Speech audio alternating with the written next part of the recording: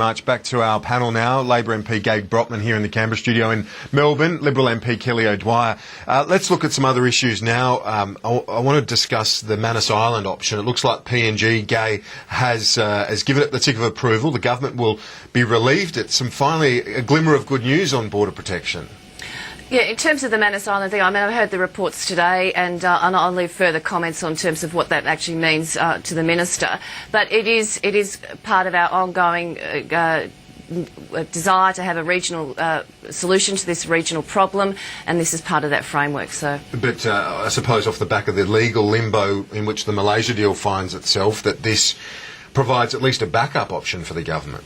Yeah, well, it is good that we are getting through following the agreement of the Bali process. We've got this regional solution and there's this engagement on this framework. So it is I'll be interested to see what the minister says about it today. Kelly, the government with the Manus option, it does give them another course of action. Of course, their own legal advice is that they will win in the High Court, but certainly the PNG government sounds very, very positive about reopening Manus.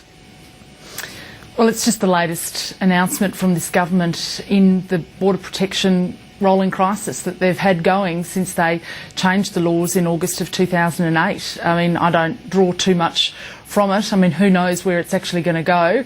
This government doesn't know. Gay doesn't know. She's waiting to hear from the minister.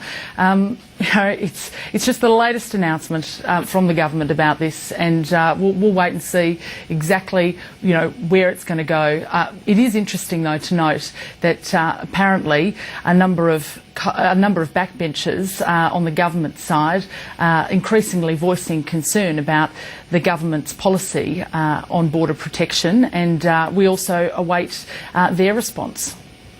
Well, the Greens have also been critical about the Manus option, suggesting that it's inhumane. It raises all sorts of issues in terms of health concerns for the asylum seekers.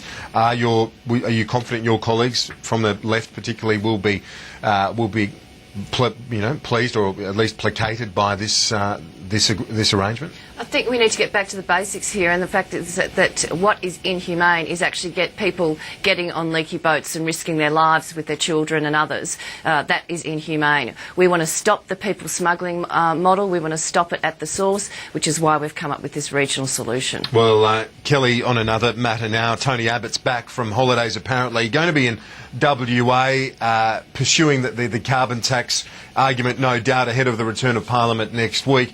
Do you think there's a sense within coalition ranks now that Mr Abbott does need to flesh out his alternatives, not just stick with that one-dimensional attack?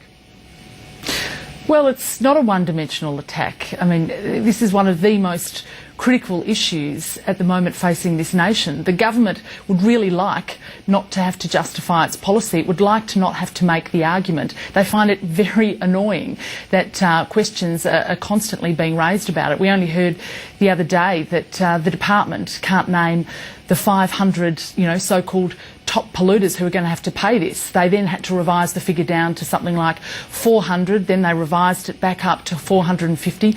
They don't know.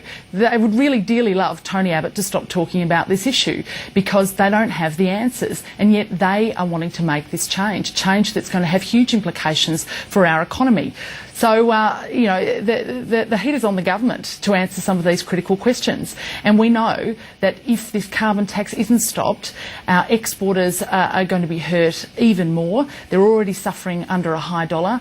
Manufacturing will go offshore. I heard that from manufacturers who live in my electorate. I was told at my carbon tax forum that one particular local manufacturer said he was already looking at the Philippines because he had 80 people employed here. He's going to have to move off over there if a carbon tax is imposed because of the cost that will be imposed on his business. Gay, just quickly on the carbon tax issue, the Prime Minister heading to the People's Forum in Western Australia tonight. That's live on Sky News tonight at 7:30 p.m. at the Perth Town Hall. She's taking this campaign to the heartland of opposition to it. It's not popular anywhere in Australia, but not at all in WA. The government's very much on the nose there, and Tony Abbott will obviously be relentless in this campaign, which has been so effective against it. Well, I think that it's what the Prime Minister is doing tonight completely shows what a nonsense Kelly's comment is on the fact that we don't want to have the discussion. The Prime Minister has been out there regularly over the last 5 weeks having a discussion about it. I've been out regularly having a discussion over the last 5 weeks with the people in the Canberra community, and we are open to having discussion on it. But what we do they want, say to you, Kieran, Gay? is what we want, Kieran, is the fact that we want discussion, discourse, public discourse on this, mature discourse on it, discourse based on fact.